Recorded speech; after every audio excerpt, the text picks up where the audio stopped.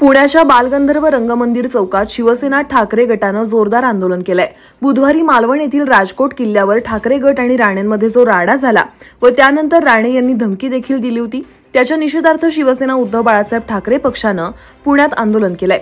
यावेळी जमलेल्या नेत्यांनी आणि कार्यकर्त्यांनी जोरदार घोषणाबाजी केली।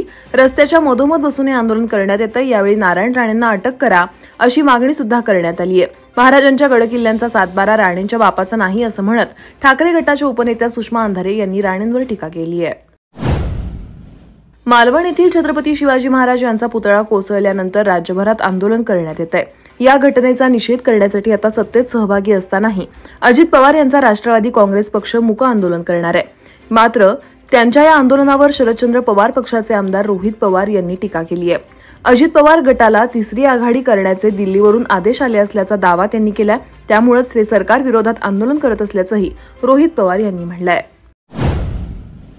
छत्रपती शिवाजी महाराज पुतळा दुर्घटना तथा बदलापूरच्या प्रकरणामुळे सरकारची प्रतिमा दिवसेंदिवस मलिन होत असल्याच्या मुद्द्यावरून मुख्यमंत्री एकनाथ शिंदे आपल्या मंत्र्यावर चांगलेच नाराज झालेत।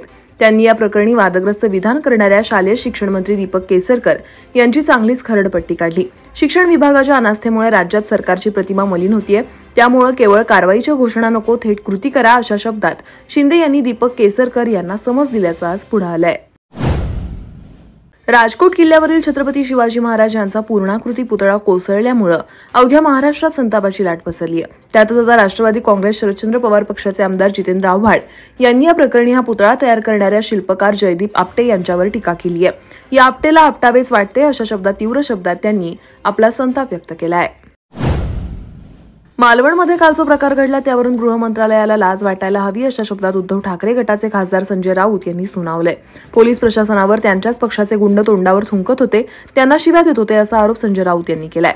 ज्या प्रकारे पोलीस अधिकाऱ्यांना शिव्या देण्यात आल्या ते गृह मंत्रालयाच्या तोंडावर थुंकण्यासारखा असल्याचा आरोप देखील त्यांनी केलाय। मालवण घटनेवरून त्यांनी भाजपसह सत्ताधाऱ्यांवर सडकून टीका केली आहे।